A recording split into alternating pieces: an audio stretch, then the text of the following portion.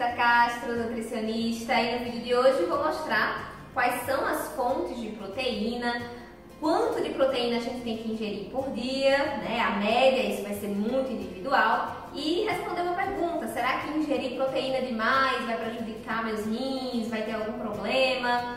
Então, primeiro eu trouxe aqui algumas fontes de proteína animal, lembrando que a gente também tem as proteínas de origem vegetal, e os exemplos que eu trouxe aqui foram os ovos, frango, peixe, carne, todos eles são excelentes fontes de proteína, leite e os derivados do leite, iogurte, os queijos, então todos eles têm algumas fontes de proteína.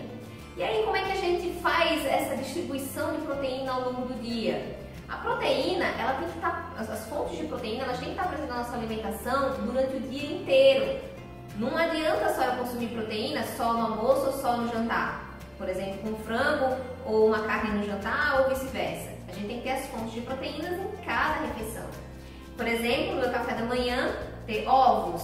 No meu lanche da manhã, eu posso colocar alguma outra fonte proteica. E por aí vai.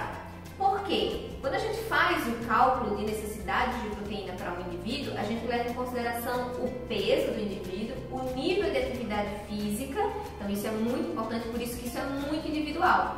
E essa margem, ela pode ser entre 1,5 gramas de proteína por quilo de peso até 2, e outra coisa, vai depender também do objetivo do indivíduo, se é perder gordura, se é ganhar massa muscular. Então, enfim, esse cálculo ele é muito individual e não dá pra gente passar aqui, porque você precisa realmente procurar um profissional para calcular a necessidade de proteína para você.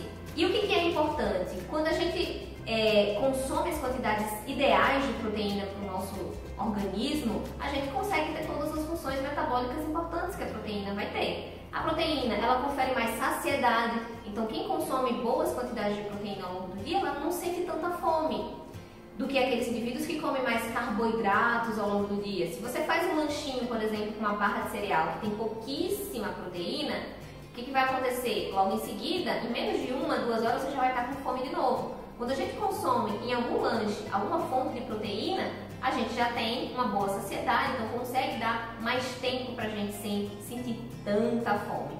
Então isso é um ponto importante. O outro ponto importante é, se você está com o objetivo de fazer atividade física, ganhar massa muscular, é muito importante ter essa quantidade exatamente estabelecida para que você consiga ter seus resultados. Muitas vezes as pessoas não estão tendo resultado porque não estão consumindo a quantidade de proteína suficiente ao longo do dia. E quando a gente faz essa distribuição, a gente leva em consideração, claro, a quantidade e o tipo da proteína que está dentro daquele alimento. Então, por exemplo, nos ovos, um ovo inteiro, ele fornece em torno de 6 gramas de proteína e ele vai ter a fonte de proteína principal dele vai estar na clara, e essa clara ela vai fornecer uma proteína chamada de albumina, por exemplo. Aqui nas carnes, né, no frango, no peixe, eles vão fornecer outros tipos de proteína com vários aminoácidos diferentes. A gente vai entender no próximo vídeo que os aminoácidos, eles podem ser que estão presentes lá nas proteínas, eles podem ser essenciais e não essenciais, e aí a gente precisa dessa mistura desses aminoácidos ao longo do dia para que o nosso organismo ele consiga sintetizar as proteínas que a gente precisa.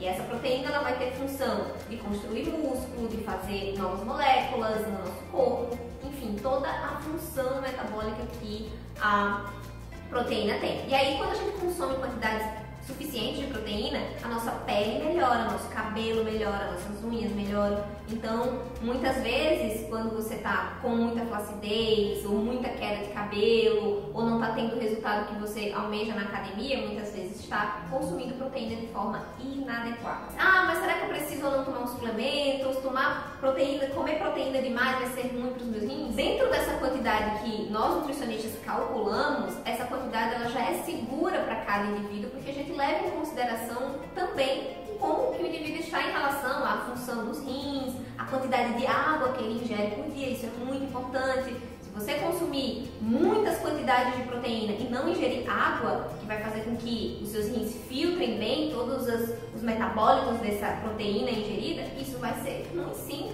para os seus rins. Então, o que vai ser importante é levar em consideração como é que está o seu organismo, a sua ingestão de água e sempre confiar no profissional que ele vai calcular a quantidade de proteína ideal para você, pensando nessas margens, dependendo do seu nível de atividade física. E essas quantidades atuais que a gente já recomenda um pouco maiores de proteína do que antigamente, elas são muito seguras porque a gente garante dentro dessa boa alimentação que a gente vai colocar alguns alimentos chaves importantes, por exemplo, fontes de magnésio. Porque se eu consumir proteína demais, todas as minhas refeições forem à base de proteína e eu não consumir nenhum outro alimento, isso vai ser ruim porque eu vou perder cálcio nos ossos. Então isso pode causar uma osteoporose no futuro. Então isso não é legal. Mas quando é feito através de um profissional que calcula exatamente, faz toda a adequação alimentar para você, ele vai colocar o quê? Alimentos ricos em magnésio para reter esse cálcio dentro do seu osso e não ter esse risco, não sobrecarregar assim os rins. Então, hoje em dia a gente já calcula sim uma quantidade um pouco maior de proteína para algumas pessoas, dependendo do objetivo, mas isso tem que estar tudo muito bem estruturado, não é feito de qualquer forma, não é dieta da proteína, que é só proteína que se consome, tá? Tem que ter os outros alimentos também de forma bastante equilibrada e diversificada para fornecer as funções interessantes das proteínas, tá bom? Então, espero que vocês tenham gostado desse vídeo, curtam, compartilhem com seus amigos, se inscrevam no canal e até a próxima. Tchau, tchau!